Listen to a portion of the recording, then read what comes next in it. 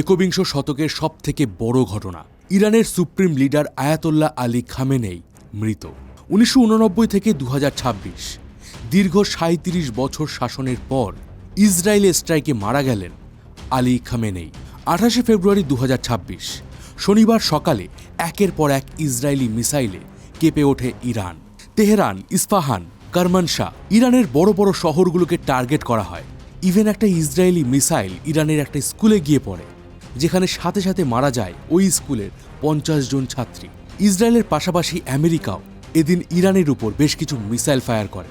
আর এমনই একটা missile hit করে আয়াতোল্লাহ আলী খামেনেইর বাসভবনে। এই অ্যাটাকে শুধুমাত্র খামেনেই নন, তার মেয়ের হাজব্যান্ড এবং তার ছেলে মেয়েরাও এই অ্যাটাকে মারা যান। প্রশ্ন হচ্ছে, তাহলে ইরানের ভবিষ্যৎ কি?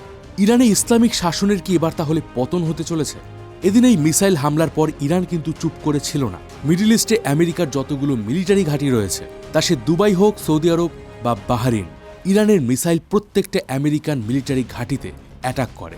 কিন্তু আশ্চর্যজনকভাবে আমেরিকার এয়ার ডিফেন্স সিস্টেম এই মিসাইলগুলোকে ইন্টারসেপ্ট করতে ব্যর্থ হয়ে যায়। প্রশ্ন হচ্ছে, আমেরিকা কি এই হামলাগুলো ইচ্ছে করেই হতে দিয়েছে, যাতে তারা ইসলামিক কান্ট্রিগুলো সাপোর্ট পায়? আর যেভাবে ইসরায়েল এবং আমেরিকা লাগাতার ইরানের উপর মিসাইল ছুটছে, বম্বিং করছে, তাতে কি ইরানের সরকার বদল হতে পারে? নাকি আমেরিকা ইরাকের মতো ইরানকেও একটা ফেইল্ড নেশানে পরিণত করতে চাইছে? আর সবথেকে বড় প্রশ্ন, আমেরিকা ও ইসরায়েল বনাম ইরানের এই যুদ্ধ কি তৃতীয় বিশ্বযুদ্ধের রূপ নিতে পারে? তো আমি রয়েছি মিঠুন আপনার সাথে। আজ এই রিসেন্ট যুদ্ধ নিয়ে বেশ কিছু অ্যানালাইসিস আপনাদের সাথে করব। এই টপিকটা ভীষণই ইন্টারেস্টিং হতে চলেছে। বলতে পারেন, এতদিন যে ইতিহাস আমরা বইয়ের পাতায় পড়ে এসেছি, সেই ইতিহাস আজ আমরা তৈরি হতে দেখতে চলেছি। তাই অবশ্যই ভিডিওটা শেষ পর্যন্ত দেখুন। আর আপনাদেরকে রিকোয়েস্ট করবো, অবশ্যই একটা করে লাইক করে দিন, বন্ধুদের সঙ্গে শেয়ার করে দিন এবং চ্যানেলে নতুন হলে অবশ্যই সাবস্ক্রাইব করে দিন। 1979 সালে ইরানি ইসলামিক রেভলিউশনের মাধ্যমে ইরানের বর্তমান সরকার গড়ে উঠেছিল, যে সরকারের সুপ্রিম লিডার ছিলেন আয়াতোল্লাহ আলী খামেনেই। বিশ্বের প্রতিটা দেশেই একটা করে কোর আইডিওলজি থাকে, তেমনি ইরানেও একটা কোর বিলিফ আছে যে আমেরিকা এবং ইসরায়েল তাদের চিরশত্রু। ইভেন মাঝে মাঝে ইরানের পার্লামেন্টে দাঁড়িয়ে ইরানের নেতা মন্ত্রীরা death to America, death to Israel slogan দেন। আর ঠিক এই কোর বিলিফের কারণেই 1979 থেকে আজ 2026 পর্যন্ত সেই পুরনো শত্রুতা আজও তাদের মধ্যে রয়ে গেছে। আর আজ এই শত্রুতাই সারা বিশ্বকে তৃতীয় বিশ্বযুদ্ধের সামনে এসে দাঁড় করিয়ে দিয়েছে। ডোনাল্ড ট্রাম্প এবং বেঞ্জামিন নেতানিয়াহু এই অ্যাটাকের পর থেকে যতগুলো প্রেস ব্রিফ এবং টুইট করেছেন, তাতে একটা জিনিস স্পষ্ট, যে আমেরিকার টার্গেট এবার ইরানের টপ অফিসিয়ালরা, যাতে ইরানে ইসলামিক শাসনের সমাপ্তি হয়। এখনও পর্যন্ত এই মিসাইল অ্যাটাকে ইরানের প্রায় 40 জন টপ র্যাঙ্কিং অফিসিয়াল মারা গেছেন। ইরানের সুপ্রিম লিডার আয়াতোল্লাহ আলী খামেনেই তাদের মধ্যেই একজন। এবং রিসেন্টলি ইসরায়েলের তরফ থেকে খামেনেইর বাসভবনের একটা ধ্বংসস্তূপের ছবি ভাইরাল করা হয়েছে। ইরান শুরুর দিকে দাবি করেছিল যে খামেনেই সুস্থ আছেন এবং স্বাভাবিক আছেন, কিন্তু কয়েক ঘন্টা আগেই ইরানের স্টেট মিডিয়া আলী খামেনেইর মৃত্যুর সংবাদ প্রকাশ করেছে। এবারে একটা জিনিস আপনারা খেয়াল করবেন, আমেরিকা বা ইসরায়েল এর আগে যখনই ইরানে কোনো হামলা করেছে, তাদের টার্গেট ছিল ইরানের কোনো মিলিটারি বেস অথবা কোনো নিউক্লিয়ার সাইট। কিন্তু এবার তারা ইরানের যে সমস্ত অফিসিয়াল তাদের বাসভবনে অ্যাটাক করছে, যেটা সরাসরি একটা ইন্ডিকেশন দেয় যে তারা সত্যিই একটা বড় যুদ্ধ চায়। এবার প্রশ্ন হচ্ছে, ট্রাম্প এবং নেতানিয়াহু যদি ইরানের সর্বোচ্চ লিডারদের হত্যাও করে ফেলে, তাহলেও কি ইরানের সরকার বদল করা সম্ভব হবে? এবার আপনারা এই ডায়াগ্রামটাকে দেখুন। এখানে ইরানের top most powerful person Khamenei, তার নিচে কারা রয়েছেন, তাদের কি রোল, এই সমস্ত কিছু মেনশন করা রয়েছে। এরা প্রত্যেকেই ইসরায়েলের হিট লিস্টে রয়েছে। তবে এক্সপার্টরা মনে করেন যে ইরানের এই পাওয়ার রোল অনেকটা হাইড্রার মতো, যেখানে একটা মাথা কেটে দিলে সেখানে আরেকটা নতুন মাথা গজিয়ে ওঠে। আর একটু সহজভাবে বলতে গেলে, ইরানের সুপ্রিম লিডারকে হত্যা করার পরেও এখানে সরকার বদল করা কিন্তু অতটা সহজ হবে না। কারণ খামেনেই মারা যাওয়ার পরেই ইরানের কনস্টিটিউশন অ্যাক্টিভেট করবে অ্যাসেম্বলি অব এক্সপার্ট, যেটা ইরানের ধর্মীয় গুরুদের একটা ভীষণই powerful group.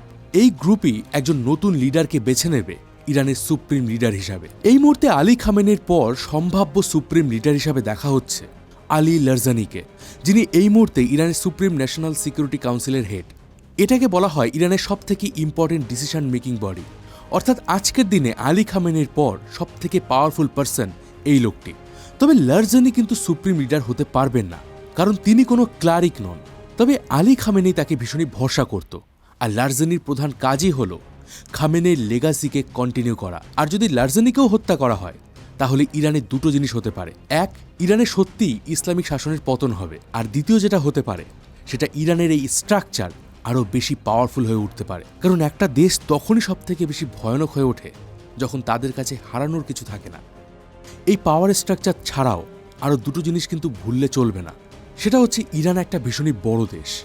Even Saddam Hossain আমেরিকার সাহায্য নিয়েও গ্রাউন্ড অ্যাটাক করে ইরানকে হারাতে পারেনি। একটা দেশে গিয়ে বম্বিং করা, মিসাইল ছুড়ে সেই দেশটার বেশ কিছু ক্ষতি করা, আর একটা দেশকে মিলিটারিলি ক্যাপচার করা, দুটো কিন্তু সম্পূর্ণ আলাদা জিনিস। আজকে ইরানে হিউজ বম্বিং করে টপ অফিসিয়ালদের মেরে ফেললেও আইআরজিসি কিন্তু পুরোপুরি ধ্বংস হবে না। আইআরজিসি অর্থাৎ ইসলামিক রেভলিউশনারি গার্ড, যেটা একটা ভীষণই পাওয়ারফুল আর্মি। তবে এদের কাজ কিন্তু ইরানের জনগণকে রক্ষা করা নয়। এদের কাজ হলো ইরানে ইসলামিক শাসনকে কন্টিনিউ করা এবং সুপ্রিম লিডারকে প্রোটেক্ট করা। অর্থাৎ ইরানের টপ লিডাররা মারা গেলেও আইআরজিসি তাদের কাজ চালিয়ে যাবে। সেক্ষেত্রে ইরানে এরপর যে সরকারই আসুক না কেন, সেখানে কিন্তু গৃহযুদ্ধের একটা চান্স থেকে যাবে, বা ইরানের পরিণতি হতে পারে আজকের দিনে সিরিয়া বা ইরাকের মতো। ট্রাম্প বলছেন তিনি ইরানে ততক্ষণ অ্যাটাক চালিয়ে যাবেন যতক্ষণ না ইরানের রিজিম চেঞ্জ হচ্ছে। আর এটা একটা জিনিসের পরিষ্কার ইন্ডিকেশন দেয় যে আমেরিকা এবং ইসরায়েল দুই দেশই দীর্ঘমেয়াদী যুদ্ধ চালানোর প্রস্তুতি নিয়েছে। প্রশ্ন হলো, ইরান কি একটা দীর্ঘমেয়াদী যুদ্ধ চালানোর জন্য প্রস্তুত? এর মুহূর্তে ইরানের কাছে মাত্র 350টা ফাইটার জেট রয়েছে, যেগুলোর বেশিরভাগই সেই সোভিয়েত আমলের। উল্টো দিকে আমেরিকার কাছে আছে F-35 এবং B-2 বম্বারের মতো পাওয়ারফুল এয়ারক্রাফট। B-2 বম্বার এমন একটা এয়ারক্রাফট যেটা কোনো রাডারেই ধরা পড়ে না। ইভেন কয়েক মাস আগে আমেরিকা এই B-2 বম্বার ব্যবহার করেছিল ইরানের পারমাণবিক সেন্টারে অ্যাটাক করার জন্য। তবে ইরানের কাছে যে জিনিসটা সবথেকে বেশি আছে সেটা হচ্ছে ব্যালিস্টিক মিসাইল এবং ড্রোন। ইরান বহু বছর ধরে একটা পলিসি মেনটেন করে এসেছে। তাদের দেশের ইকোনমি যা হয়ে যাক না কেন, তারা কিন্তু মিসাইল প্রোগ্রাম কখনো বন্ধ করেনি। কারণ আজকের দিনে এই মিসাইল যে তাদের জন্য কতটা গুরুত্বপূর্ণ সেটা আশা করি সারা বিশ্ব বুঝতে পারছে। এখানে আপনি দেখতে পাবেন ইরানের মিসাইলের লিস্ট। একটা আনুমানিক ধারণা অনুযায়ী ইরানের কাছে এই মুহূর্তে প্রায় 2 থেকে 3 হাজার ব্যালিস্টিক মিসাইল আছে। এমনকি চীন এবং রাশিয়া থেকে পাওয়া বেশ কিছু অ্যাডভান্স হাইপারসনিক মিসাইলও এর মধ্যে রয়েছে। এছাড়া অলরেডি ইরানের পাশে হুতি, হিজবুল্লাহ এবং হামাস এসে দাঁড়িয়েছে। এরাও ইরানের পক্ষ নিয়ে আমেরিকা এবং ইসরায়েলের বিরুদ্ধে যুদ্ধ করবে। মানে এক কথায় গোলা বারুদের তেমন কমতি কিন্তু ইরানের কাছে নেই। কিন্তু দীর্ঘমেয়াদী যুদ্ধে যে জিনিসটা সব থেকে বেশি দরকার হয় সেটা হচ্ছে টাকা। আর ইরানের অর্থনীতি এখন এই মুহূর্তে তাদের সব থেকে দুর্বলতম স্থান। লাগাতার স্যাংশনের ফলে ইরানের কারেন্সির ভ্যালু কমে গেছে। ইভেন কয়েক মাস আগে ইরানে যে হিউজ প্রোটেস্ট হয়েছিল তার কারণও ছিল ইরানের এই খারাপ অর্থনীতি। এছাড়াও দীর্ঘমেয়াদী যুদ্ধ চালিয়ে যাওয়ার জন্য আরও একটা জিনিসের দরকার হয়, সেটা হচ্ছে স্ট্রং লিডারশিপ। আলী খামেনেই এতদিন ইরানের ফেস ছিলেন। এবার বলতে পারেন আলী খামেনেইর সব থেকে বড় ভুল ছিল তিনি 86 বছর বয়সে এসে দাঁড়িয়েও তার কোনো উত্তরাধিকারী বেছে নিতে পারেননি।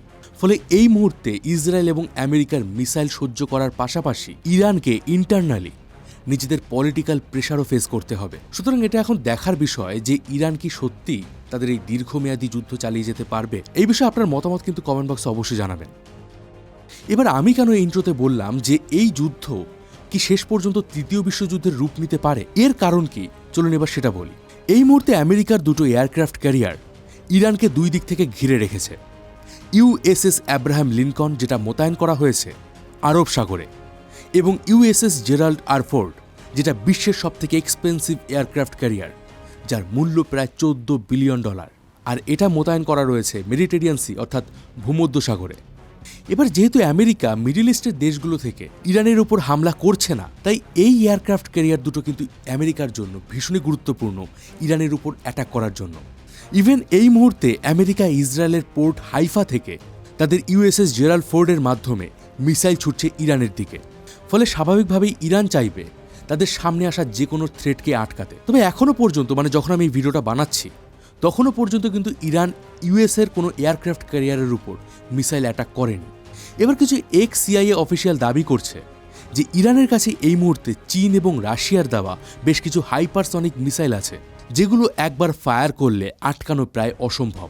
আর যদি ইরান এমন কোনো হাইপারসনিক মিসাইল আমেরিকার এয়ারক্রাফট ক্যারিয়ারের দিকে ছোড়ে, তাহলে আমেরিকার এয়ারক্রাফট ক্যারিয়ার কিন্তু ডুবে যেতে পারে। আর সেক্ষেত্রে আমেরিকা ইরানের উপর পারমাণবিক হামলা করার জন্য দুবার ভাববে না। ইভেন ইসরায়েলও তাদের নিউক্লিয়ার ওয়েপেন ইউজ করবে, আর যার মাধ্যমে এটা শিওর যে তৃতীয় বিশ্বযুদ্ধের দামামা বেঁধে যাবে, কারণ ইরানের পক্ষে তখন সরাসরি রাশিয়া এবং চীন এসে দাঁড়াবে। তবে এই ইরান ভার্সেস আমেরিকা ও ইসরায়েলের যুদ্ধের আরও বেশ কিছু কনসিকোয়েন্সেস আছে। দেখুন, এই মুহূর্তে ইরানে যে ইসলামিক শাসন রয়েছে এটাকে অনেকেই প্রেজ করেন, অনেকের এটা পছন্দ, আবার অনেকের কাছে এটা ডিকটেটরশিপ, মধ্যযুগীয় বর্বরতা। কিন্তু প্রশ্ন হচ্ছে, একটা দেশের ইন্টারনাল ম্যাটারে কি এইভাবে কারোর হস্তক্ষেপ করা উচিত? কারণ আজ যে ডেমোক্রেসির দোহাই দিয়ে আমেরিকা ইরানের উপর হামলা করছে, কাল সেই ডেমোক্রেসির দোহাই দিয়ে আপনার দেশেও যে অ্যাটাক করবে না তার কি গ্যারান্টি? এতে বিশ্বের বাকি যে পাওয়ারফুল কান্ট্রিগুলো রয়েছে তাদের কাছেই বা কি বার্তা যাচ্ছে? যদি আমেরিকার ইরানের উপর বম্বিং করা ঠিক হয়ে থাকে, তাহলে রাশিয়ার ইউক্রেনের উপর হামলাও কিন্তু সঠিক। এমনকি ভবিষ্যতে চীন যদি তাইওয়ানের উপর হামলা করে সেটাও কিন্তু সঠিক হিসাবে বিবেচিত হবে। এতে দিন দিন এমনি আমরা একটা তৃতীয় বিশ্বযুদ্ধের দিকে এগিয়ে যাব। এবার ইরানের মতো কিন্তু নর্থ কোরিয়াও আমেরিকার শত্রু, কিন্তু আমেরিকা কখনো নর্থ কোরিয়ার উপর অ্যাটাক করতে যায় না। তার কারণ কি জানেন? তার কারণ হলো নর্থ কোরিয়ার কাছে নিউক্লিয়ার বম রয়েছে। এবার এই পয়েন্ট অফ ভিউতে দাঁড়িয়ে একটা জিনিস কিন্তু পরিষ্কার, যে ইরানের পারমাণবিক বোমা বানাতে চাওয়াটাও কিন্তু জাস্টিফাইড ছিল। কারণ আজ যদি ইরানের কাছে পারমাণবিক বোমা থাকতো, তাহলে আমেরিকা বা ইসরায়েল কেউ কিন্তু তার উপর সরাসরি অ্যাটাক করতে পারতো না। আজ ইরানের কাছে মিসাইল আছে বলে তারা অ্যাটলিস্ট নিজেদেরকে ডিফেন্ড তো করতে পারছে। যদি ভেনেজুয়েলার মতো অবস্থা হতো তাহলে তো তারা সেটাও করতে পারতো না। তাহলে ভাবুন একবার, যে ভবিষ্যতে আমেরিকার যে শত্রু দেশগুলো রয়েছে তারা কেন নিউক্লিয়ার বম বানাতে চাইবে না? এছাড়া ইরানের স্ট্র্যাটেজিক লোকেশন কিন্তু ভীষণই গুরুত্বপূর্ণ, কারণ এই জায়গাটি আপনারা যে দেখতে পাচ্ছেন এটার নাম হচ্ছে স্ট্রেট অফ হরমুজ। এখান থেকেই বিশ্বের 20% খনিজ তেল সাপ্লাই হয়। এবার আমেরিকা এবং ইসরায়েল যদি এভাবেই কন্টিনিউয়াসলি ইরানের উপর বম্বিং করতে থাকে, তাহলে দিন দিন ইরান ডেসপারেট হয়ে উঠবে। তারা এই স্ট্রেট অফ হরমুজে মাইন বিছিয়ে বম্বিং করে এই যুদ্ধের আঁচ গোটা বিশ্বে ছড়িয়ে দিতে পারবে। আর বলে দেই, এই স্ট্রেট যদি কয়েক দিনের জন্য বন্ধ হয়, তাহলে খনিজ তেলের দাম আকাশ ছোঁয়া হয়ে যাবে। ইভেন অলরেডি খনিজ তেলের দাম 5% বেড়ে গেছে, যার প্রভাব আলটিমেটলি আমাদের প্রত্যেকের পকেটে এসে পড়বে। তো এখন দেখার বিষয় হচ্ছে এই যুদ্ধ কতদিন চলে। আশা তো করবো যে যুদ্ধ তাড়াতাড়ি শেষ হয়ে যাক এবং শান্তি ফিরে আসুক। ইরানের মিলিটারি এবং জিওগ্রাফিক্যাল পাওয়ার নিয়ে আমাদের চ্যানেলে একটা ভিডিও রয়েছে, যে ভিডিওটার টাইটেল ইরানকে যুদ্ধে হারানো অসম্ভব। আপনারা চাইলে ভিডিওটা দেখতে পারেন। আর আপনি যদি ইসরায়েল নিয়ে এমনই একটা সিমিলার ভিডিও দেখতে চান, তাহলে কমেন্ট করে জানাবেন। আমি অবশ্যই চেষ্টা করব এই টপিকে একটা ভিডিও বানানো। ভিডিওটা ভালো লাগলে অবশ্যই লাইক করে দিন, বন্ধুদের সঙ্গে শেয়ার করে দিন। দেখা হবে পরের ভিডিওতে। ততদিন ভালো থাকবেন, সুস্থ থাকবেন। আর আমি ছিলাম মিঠুন আপনার সঙ্গে।